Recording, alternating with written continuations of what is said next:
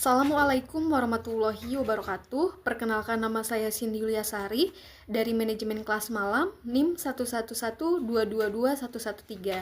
Di sini saya ingin mengerjakan tugas besar perilaku konsumen tentang pengaruh kelompok pada perilaku konsumen.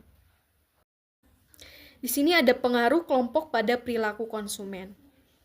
Pemasaran bertujuan untuk memenuhi kebutuhan konsumen, namun memahami motivasi dan perilaku mereka sangat sulit karena faktor budaya, sosial, pribadi, dan psikologis. Faktor sosial seperti kelompok dan keluarga sangat mempengaruhi, sehingga pemasaran perlu mempelajari dinamika kelompok untuk strategi yang lebih efektif. Pengertian kelompok. Individu memiliki berbagai kebutuhan, seperti kebutuhan fisik, rasa aman, kasih sayang, prestasi, dan kemandirian menurut teori Maslow. Karena kemampuan individu terbatas, mereka membutuhkan bantuan dari orang lain dalam kelompok untuk memenuhi kebutuhan tersebut. Individu seringkali menyerahkan sebagian kendali pada orang lain yang dianggap lebih mampu, sehingga muncul rasa kebersamaan dan kebutuhan akan kerjasama. Contoh kelompok umum adalah keluarga, regu kerja atau regu belajar yang penting dalam masyarakat yang kompleks. Beberapa ahli mendefinisikan kelompok seperti W.H.Y. Sport yang menyebut kelompok sebagai beberapa orang yang berinteraksi satu sama lain. Dan H. Smith yang menyatakan kelompok adalah unit individu yang mampu bertindak bersama kebersamaan berdasarkan kesatuan persepsi. Pengertian dinamika kelompok. Dinamika kelompok adalah interaksi timbal balik antara anggota kelompok satu dengan yang lain, serta antara anggota dengan kelompok secara keseluruhan. Karena adanya semangat kelompok, kelompok bersifat dinamis dan dapat berubah kapan saja. Klasifikasi kelompok. Di sini dibagi menjadi 4 kelompok. Yang pertama itu kelompok primer versus kelompok sekunder. Yang kedua kelompok formal versus kelompok informal. Yang ketiga kelompok besar versus kelompok kecil. Dan yang terakhir keempat yaitu kelompok yang mensyaratkan keanggotaan versus kelompok simbolik. Yang pertama ada kelompok primer versus kelompok sekunder. Kelompok primer adalah kelompok sosial dengan hubungan pribadi erat dan berlangsung lama, di mana anggotanya saling mengenal dan sering melakukan kegiatan bersama.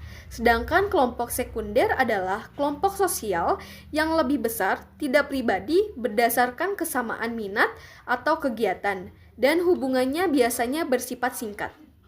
Yang kedua ada kelompok formal versus kelompok informal. Kelompok formal memiliki struktur atau aturan interaksi yang baku, sedangkan kelompok informal terbentuk berdasarkan kesamaan tujuan dan minat tanpa struktur atau pembagian kekuasaan yang resmi.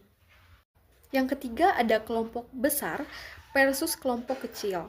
Kelompok sosial besar menerapkan aturan untuk menjaga kestabilan, namun interaksi antar anggota tidak seerat kelompok kecil, di mana anggota kelompok kecil saling mengenal lebih baik. Dan yang terakhir, yang keempat, yaitu kelompok yang mensyaratkan keanggotaan versus kelompok simbolik.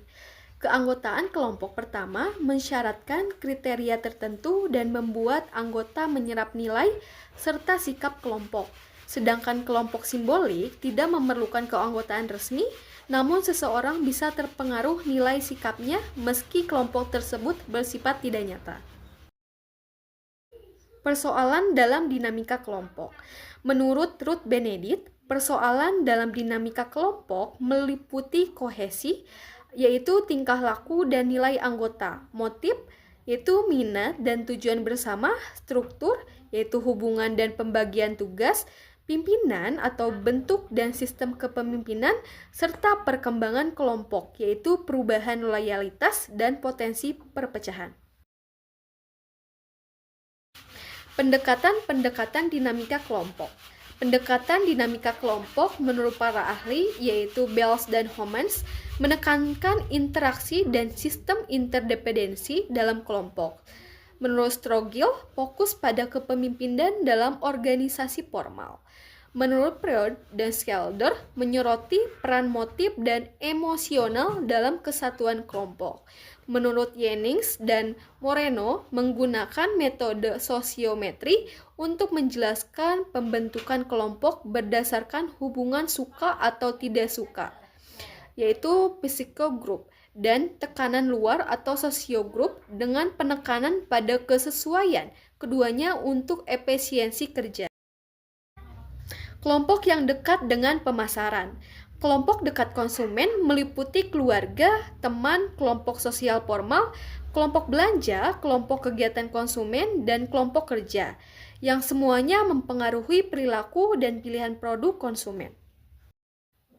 Kelompok acuan. Kelompok rujukan atau acuan adalah kelompok yang menjadi standar penilaian diri dan pembentuk sikap seseorang.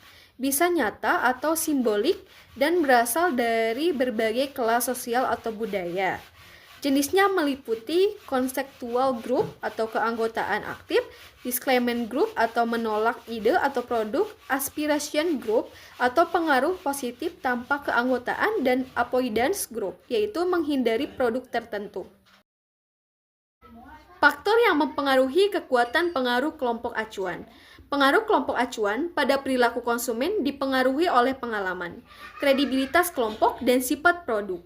Semakin tinggi resiko produk, semakin besar pengaruhnya. Pemasaran memanfaatkan selebritis, ahli, dan orang biasa untuk mempengaruhi keputusan beli. Sekian pembahasan materi dari saya, kurang lebihnya mohon maaf. Wassalamualaikum warahmatullahi wabarakatuh.